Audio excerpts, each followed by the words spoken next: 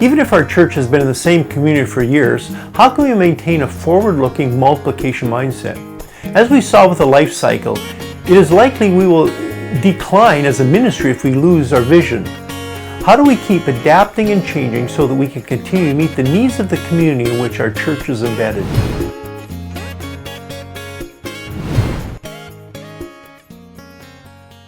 Now, the reality is that most local churches are in a community in which they have been for many years.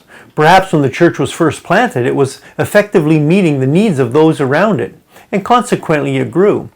However, over time, a local church may find itself in a community with which it no longer identifies, or in a community that no longer identifies with it.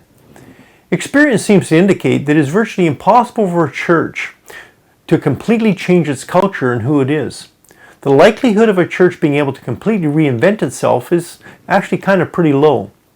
So as we have been discussing throughout here, it is possible to renew, though, the vision of an existing ministry if we're willing to go through the change process.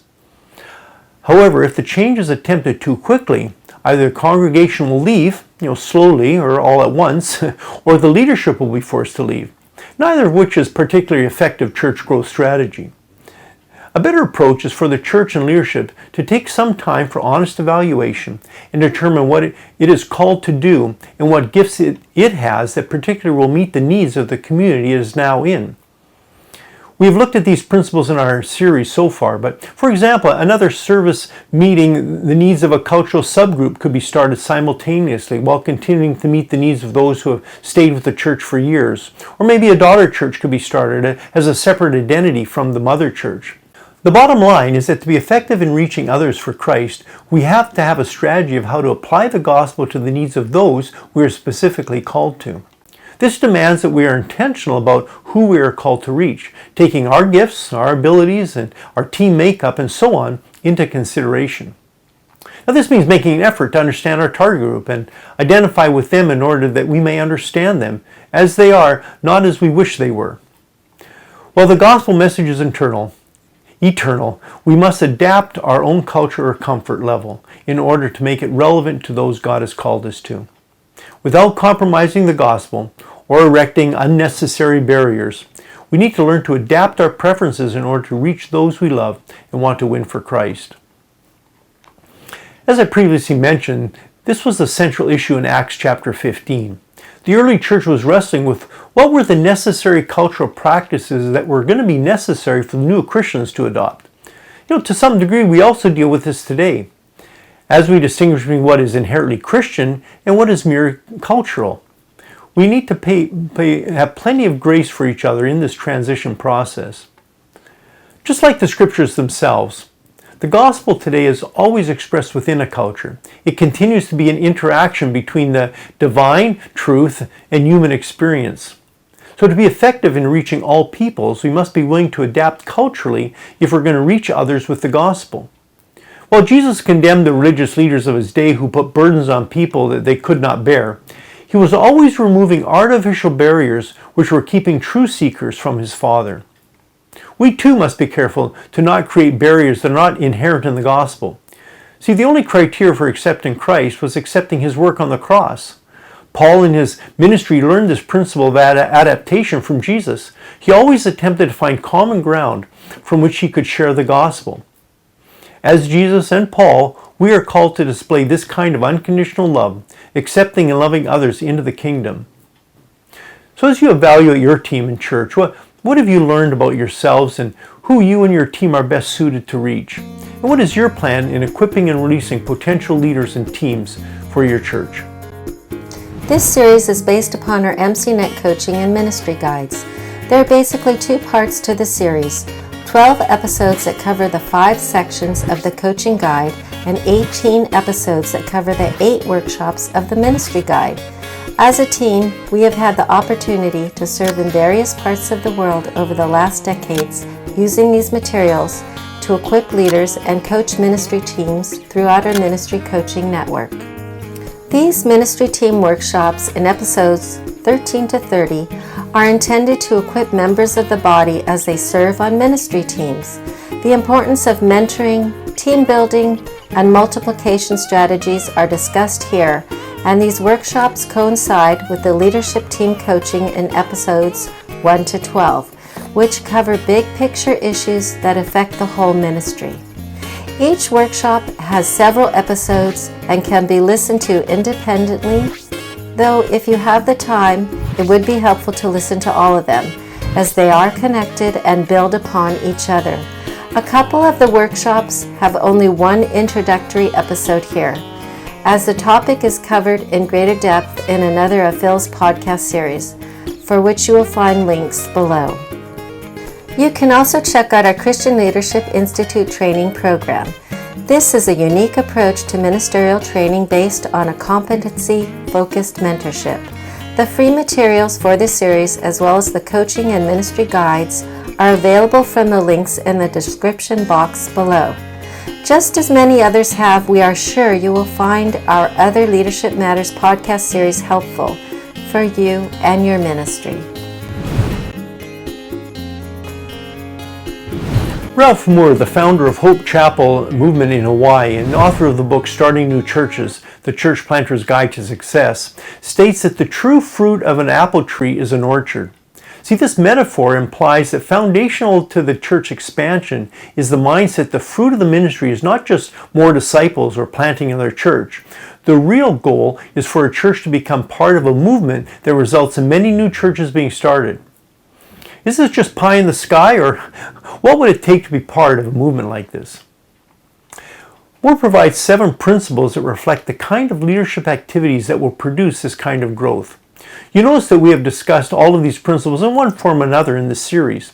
So as a review, let's look at these principles that will put you and your team on the path towards healthy reproduction.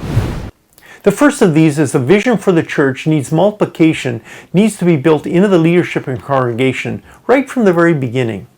The possibility of a church planting movement needs to be dreamed about, talked about, and planned for by more than just the team leader. It is a mentality that needs to be embraced by everyone. One of the ways to begin doing this is going through the series with your core team and other ministry teams in the church. Secondly, when making disciples, it is important to set a standard that is more challenging than just becoming a mature Christian. Jesus told us to go and make disciples, not just make converts. Making disciples is one ministry task that contributes to kingdom expansion in both quantity and quality. A commitment to discipleship provides the context from which to challenge followers of Jesus to be part of a church multiplication movement. It becomes a way of thinking that will help us determine how to budget our time with people. This is something we discussed in the mentoring series. Leaders must deliberately focus on people who possess the capacity to lead and reproduce themselves. This will likely be the next group who will start new ministries. The leadership team needs to be personally secure enough to release people whom they have invested their life in and then celebrate the success of these emerging leaders, particularly as they reach new horizons that are beyond what the original team envisioned. Without a commitment to mentoring based on a servant model, it is pretty much impossible to do this. So what changes do you think you may need to make in order to challenge people to actively participate in church multiplication? Now thirdly, as we are mentoring others, we need to choose those who we think will be able to replace us someday. This was at the core of the discussions of leaving a legacy in our mentoring series. We need to focus on developing others who have the capacity to launch a new ministry and will then be committed to developing others through the same process. This approach will ensure that our ministries will outlast us. Who are you mentoring, and who are your protégés mentoring? What evidence can you see that suggests your ministry will outlast you? We also, fourthly, need to develop our leadership team by focusing on people who will think with us. The bottom line is that teams are more effective than individuals. Not necessarily easier, but in the long run, more effective. Healthy teams are able to dream, discuss, plan, act, assess, and evaluate. This requires thinking biblically, theologically, and philosophically about the task at hand. Are the members of your team thinkers? Are they well-read? Do they engage with new ideas and concepts? How often does your team set aside time to think and discuss together what to do next? How much time should be spent thinking and dreaming together? Another principle is the practice of encouraging innovative people. This requires being secure in our leadership. If we always feel threatened and need to protect our own turf, then this will be pretty difficult to do. See, innovators are those who think creatively about ways to engage the culture with the gospel of Jesus. These people will challenge the church to step beyond what they are comfortable with and doing in order to cross social and generational and ethnic boundaries. Churches based on a culture of hierarchical leadership and competition are usually not capable of doing this. Yet it's these innovative individuals who will become the leaders that will help the church keep in touch with the changing world around them. How about your team and your church? Do you view innovators as a problem or as an opportunity? How do innovative people in your church view your church structure? Is it open or a closed system? And sixth, to be a reproducing ministry, we also need to be thinking through the process of replicating at every level of church life. Reproduction of ministry can happen at every level of ministry in the church as it currently exists. But this will require training and encouraging all levels of leadership to identify potential leaders and provide opportunities for people to actively lead. Over time, this way of thinking will make church multiplication seem like a normal part of church life.